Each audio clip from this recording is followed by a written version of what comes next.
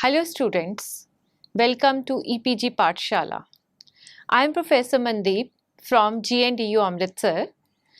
Today we are going to talk on the module Exim Policy from the paper Business Environment. After completing this module, you will be able to understand the concept of foreign trade policy or Exim policy, understand what are the features, what are the objectives of the different trade policies of India, that is pre and post reform period, and also you will be able to critically evaluate the previous and the current foreign trade policies of India. Exim policy or foreign trade policy is a set of guidelines, terms, instructions established by the Directorate General of Foreign Trade in or from matters relating to the import and export of goods in or from India.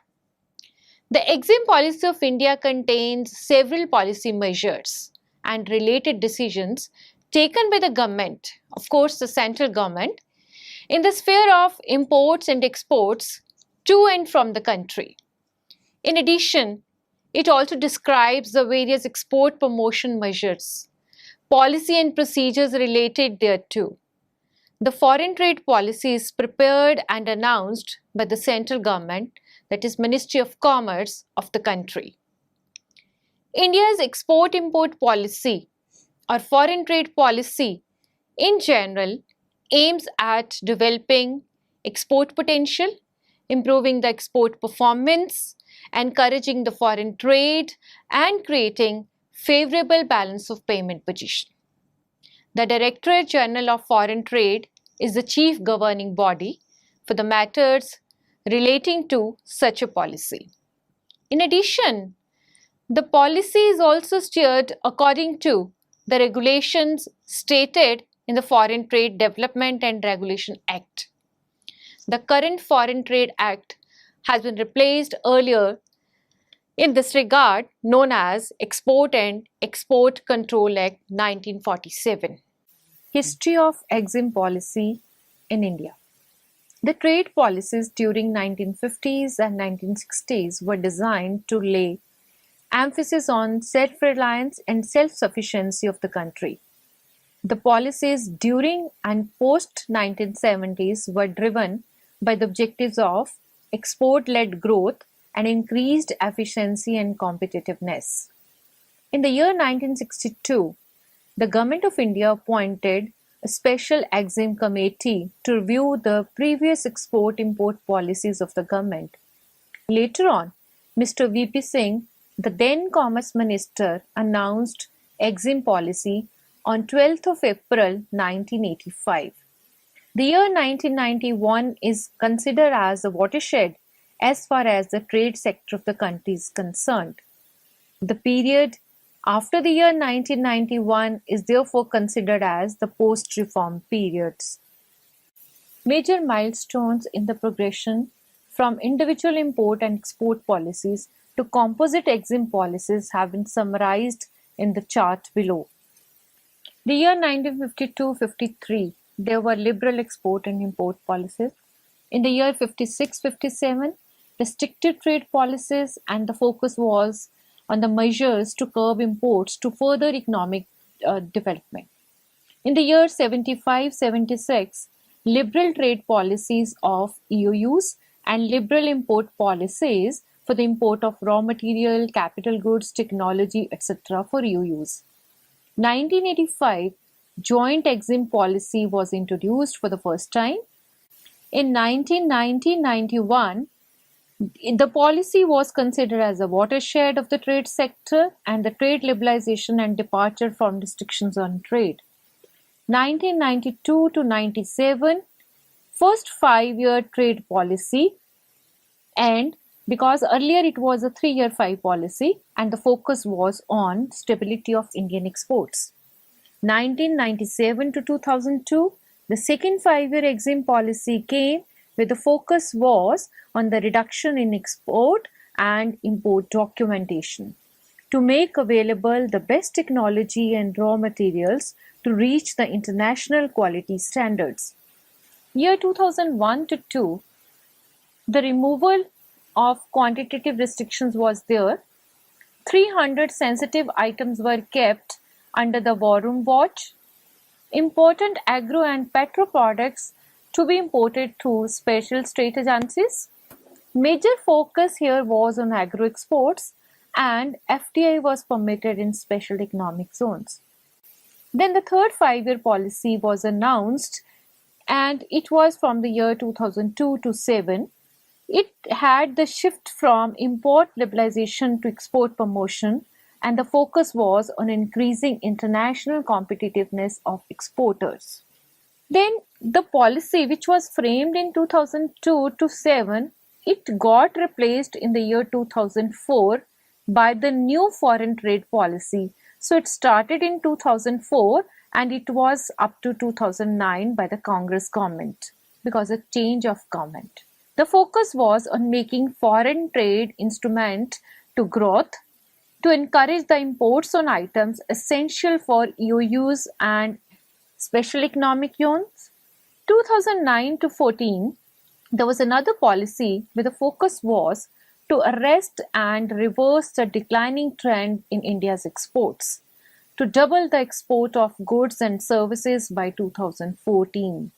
The policy 2015 to 2020, the major focus was on to make India a significant participant in world trade by 2020 and to increase export of goods and services from $465.9 billion in 13-14 to $900 billion in 2019-20. Now there were different phases of EXIM policy. With this backdrop, the trade policies of the country have been divided into 3 phases.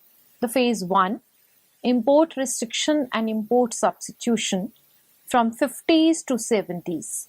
Phase 2, export promotion and import liberalization from 1970s to 1990s, and phase 3, outward orientation, which was 1990 onward. Foreign trade policies in the pre-reform period, phases 1 and 2. The major focus was on import substitution, which was a thrust area, that is to protect and promote indigenous industries. Simplification of import licensing. Alexander Committee in 1978 recommended simplification of the import licensing procedure and provided a framework involving a shift in the emphasis from the control to development. Export promotion. Under the EOU 1981, several export-oriented units were set up. Additionally, the Export and Import Bank of India, that is Exim Bank, was also set up in 1982. Focus on exports as catalyst for growth. Abid Hussain Committee in 1984 envisaged the growth-led exports rather than export-led growth. The recommendations of this committee stressed upon the need for harmonizing the foreign trade policies with other domestic policies. Trade policies in the reform period, that is phase 3 post 1990s. Freer imports and exports. Substantial simplification and liberalization was carried out in the reform period. So during this period, the tariff line-wise import policy was first introduced on March 31st, 1996. Subsequently, 6,161 tariff lines were made free. Also, in line with India's commitment to WTO, quantitative restrictions on all import items were withdrawn. Rationalization of tariff structure. Acting on the recommendation of Chalia Committee in 1991, the government over the years reduced the maximum rate of duty. The peak custom duty on non-agricultural goods was reduced to only 10% with effect from 1st March 2007. Decanalization was another feature, that is a supplementary trade policy in 1991 decanalized 16 export items and 20 import items. Devaluation and convertibility of rupee on current account. The government made a 2-step depreciation adjustment of 18 to 19% in the exchange rate of the rupee on July 1 and July 3, 1991. This in turn was followed by the introduction of LERMS, that is Liberal Exchange Rate Mechanism, which is nothing but partial currency convertibility in year 1992-93, and later on full convertibility on trade account in 1993-94. Then full current account convertibility was also introduced in the year 1994 in the month of August.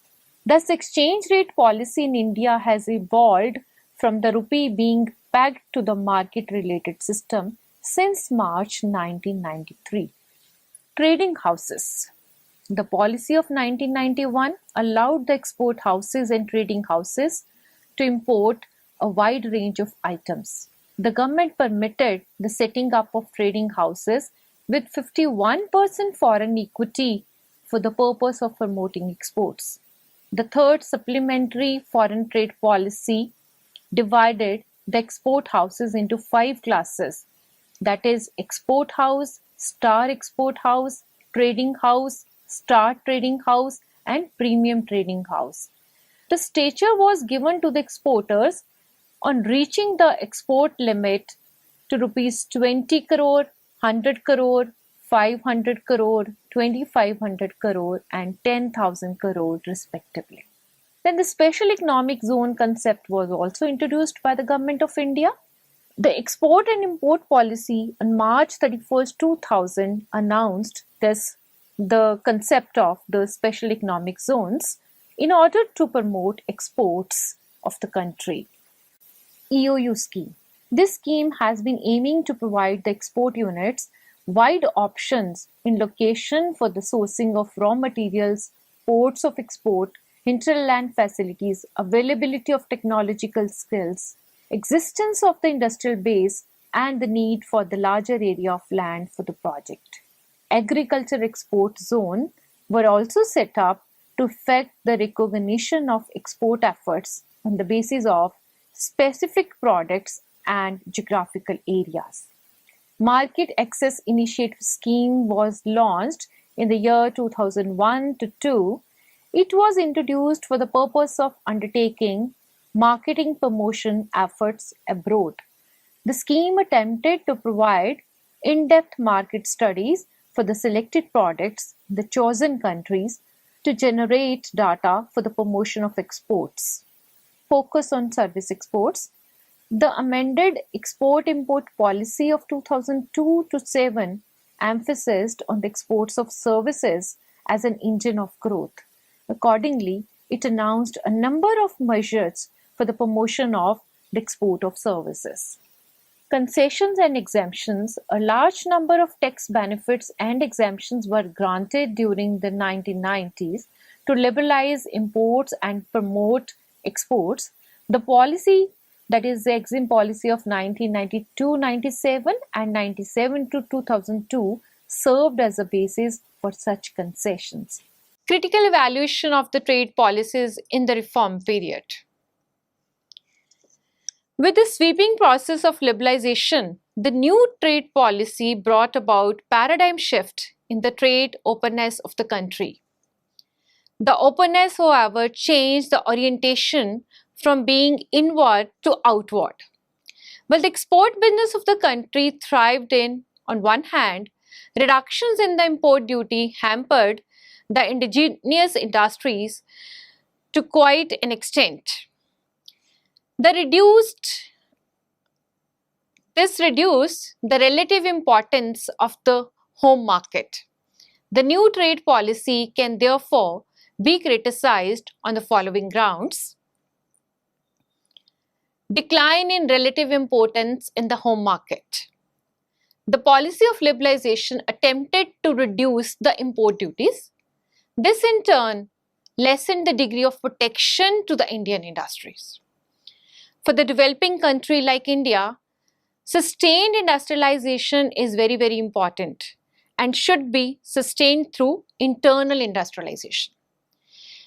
An appropriate strategy should be there to strike a balance between the import substitution and export promotion So the new trade policy will manage to give the tremendous boost to the exports of the country. It, however, failed to protect the internal industries.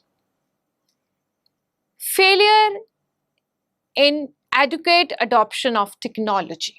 This is another critical point.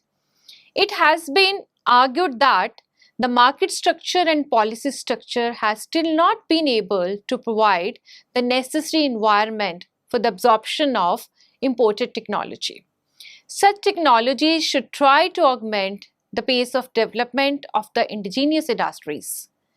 The government has, however, failed to adopt the strategies and provide a policy regime for the same.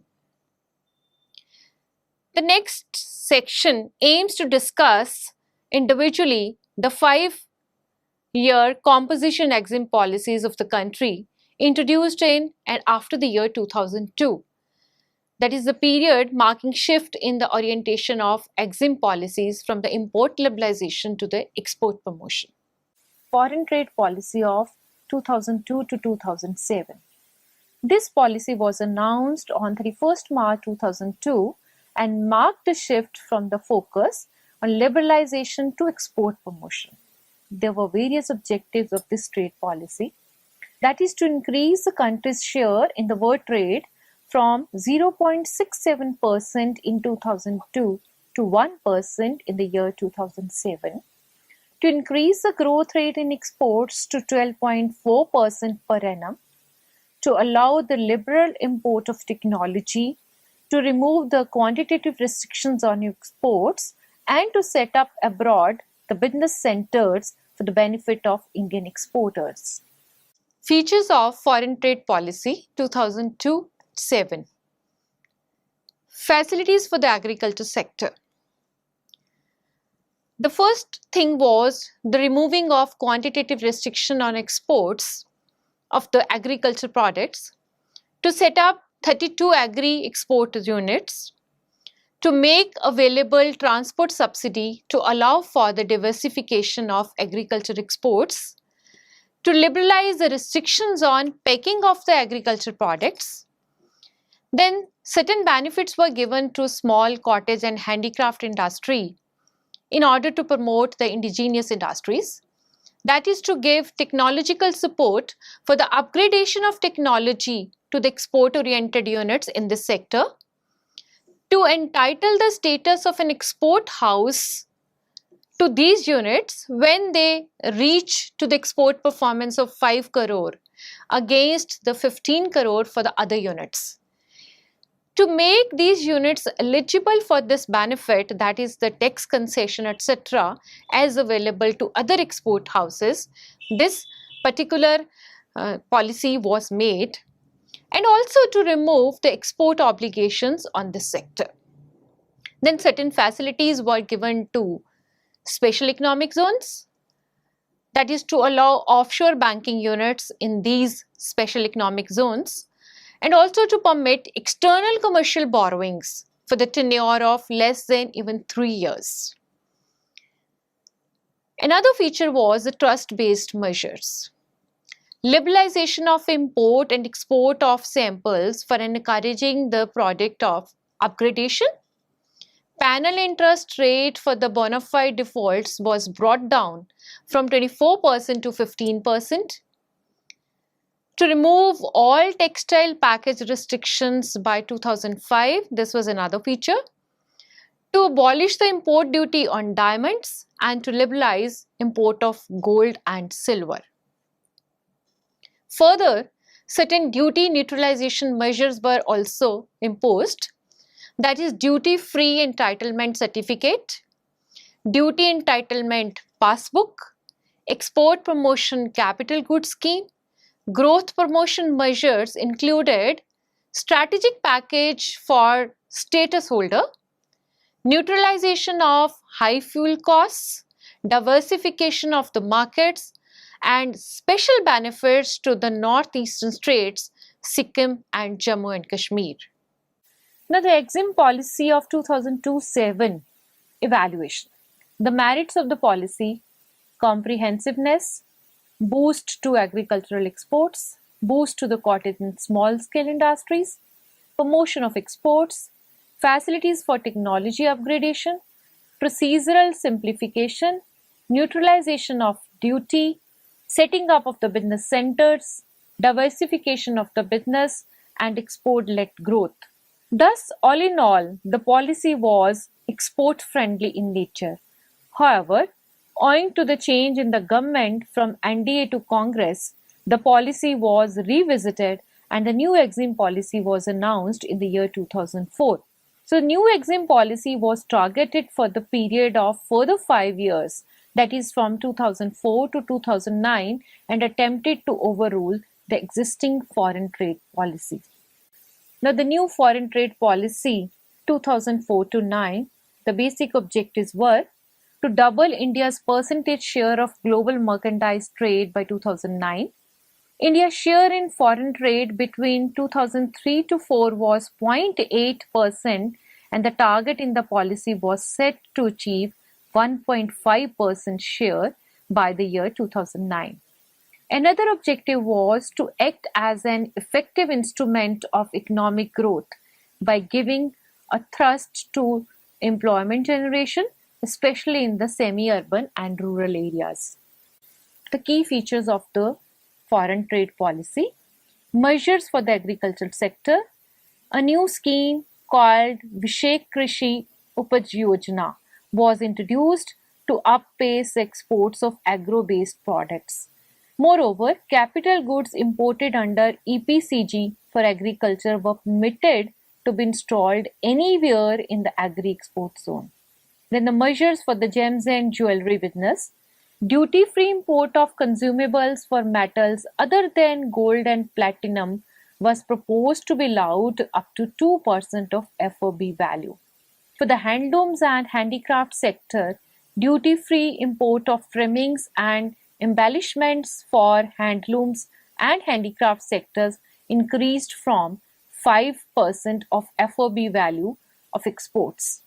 Leather and footwear sector, duty-free import of specified items for leather sector was increased to 5% of FOB value of exports. Target plus: under this scheme, the exporters who had achieved a quantum growth in exports were entitled a duty-free credit based on incremental exports substantially higher than the general actual export target fixed. Served from India scheme: individual service providers who earn foreign exchange of at least Rs 5 lakh and other service providers who earn foreign exchange of at least Rs 10 lakh were considered eligible for the duty credit entitlement of 10% of the total foreign exchange earned by them. EPCG: additional flexibility for fulfillment of export obligation under EPCG scheme was offered to reduce the difficulties of exporters of goods and services. Then the new status holder categorization was done, that is, a new rationalized scheme of categorization of status holders as star export houses was introduced in this policy. Export-oriented units were offered exemption from service tax in proportion to their exported goods and services. Moreover, biotechnology parks was set up on the line of the IT parks. The proposal was that all the incentives which are offered to EOUs were to be offered to these units also. Free trade and warehousing zone scheme: the aim was making India a global trading hub.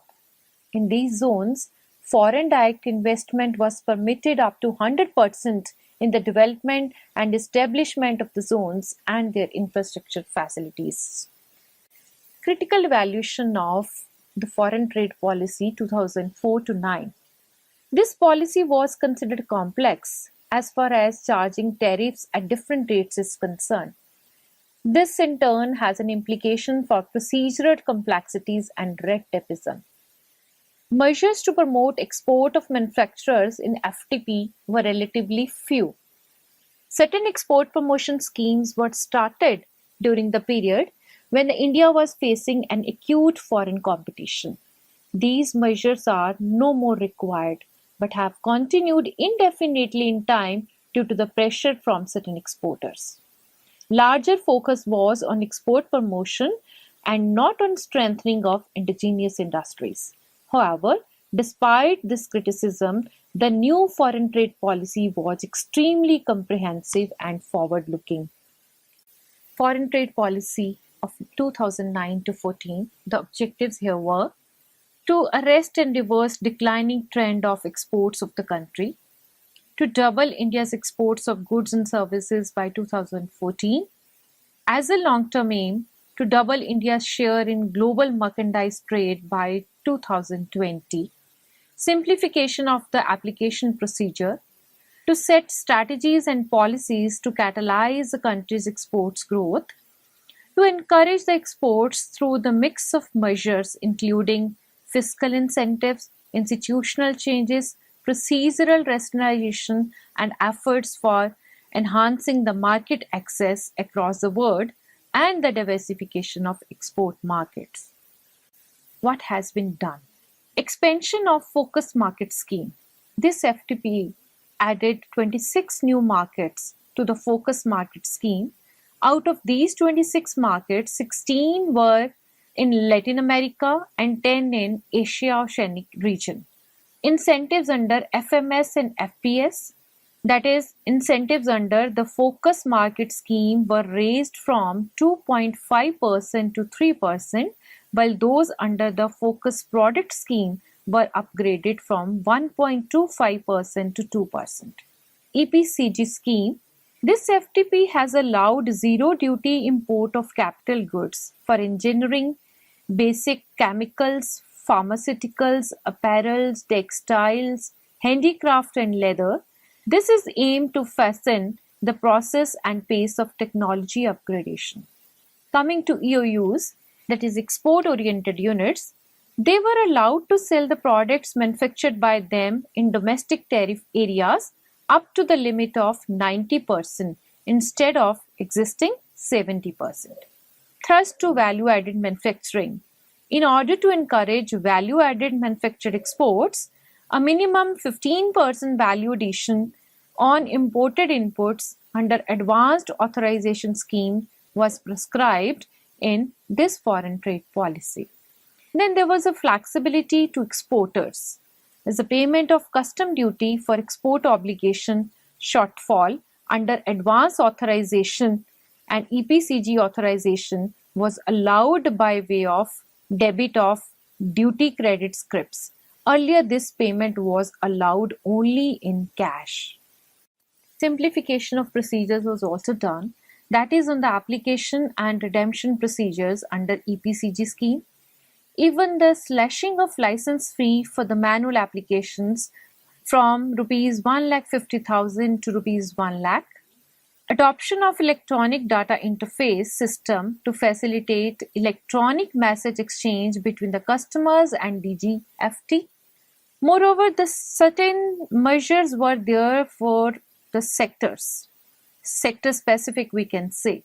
That is the gems and jewelry sector to neutralize duty incidence on gold jewelry exports. Duty drawback on such exports was allowed. Additionally, a new facility to allow import on consignment basis of cut and polished diamonds for the purpose of grading certification purposes was introduced.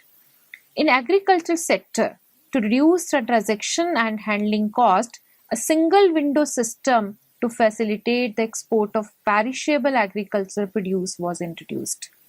As far as leather sector is concerned, the FTP allowed re-export of unsold imported raw hides and skins and semi-finished leather from the public bonded warehouses subject to the payment of 50% of the applicable export duty. For the tea, minimum value addition under Advanced Authorization Scheme for the export of tea under the FTP was reduced from existing 100% to 50%, and additionally DTA sale limit of instant tea by EOU units was increased from 30% to 50%. The criticism of foreign trade policy of 2009-14. Apart from adding 26 countries under FMS, the policy lacked an innovative approach altogether. SMEs account for a big share in countries' export. However, they were not adequately provided the financial and marketing assistance under the current scheme. The crisis situation post the global meltdown urged the need for the much higher financial and technical support to the exporters. So the policy provided only minor tinkering and continuation. Foreign Trade Policy 2015 to 20. The vision of the trade policy is to make India a significant participant in the world trade by the year 2020. The mission and objectives include the ideology to make the country assume a position of leadership in the international trade. So the Government of India aims to increase exports of merchandise and services from $465.9 billion in 2013-14 to approximately $900 billion by 1920. Additionally, the policy aims to increase country's share in the world export from 2% to 3.5%. The major objectives: to provide a stable and sustainable policy environment for foreign trade, to link the rules and procedures with other initiatives like Make in India, Digital India, and Skill India, to diversify India's exports, to provide a mechanism for regular appraisal in order to rationalize imports, to improve India's balance of payment position, and to create architecture for India's global trade engagement with the view to expand and integrate markets, thereby augmenting the Make in India initiative. What needs to be done for this policy? As per the new FTP, in order to achieve the objectives stated above, the way forward measures require the following to be undertaken. That is, to deepen and widen India's export basket, make efforts to reduce the cost of export credit, reduce the transaction costs, incentivize the potential winners, mainstream states and ministries in India's export strategy, rationalize tax incidence, that is, to introduce GST, goods and services tax, to improve India's export competitiveness and promote product standards, packaging and branding, etc. Moreover, to promote and diversify service exports and improve the infrastructure like ports, laboratories, facility centers, etc. So the students, let's now summarize what we have learned in this module, that is the EXIM policy. The EXIM policy of the country contains several policy measures and related decisions taken by the government in the sphere of imports and exports to and from the country. In addition, it also describes the various export promotion measures, policies, procedures. With regards to the foreign trade policies in India, the year 1985 witnessed the first joint export and import policy. Historically, the year 1990-91 is considered as a watershed for foreign trade policies. Foreign trade policies thereafter became more liberal than the previous ones. The first 5-year trade policy was introduced in the year 1992, that is after the liberalization, and subsequently in 1997. Of late, the focus of these foreign trade policies has shifted from import liberalization to export promotion. The recent focus is on strengthening the indigenous industries for making the country's exports more competitive. It will also help in the favorable balance of payment. The recent FTP, that is 2015 to 2020, aims to make India a significant participant in the world trade by striving to increase the export of goods and services from $465.9 billion in 2013-14 to $900 billion by 2019-2020. Thank you.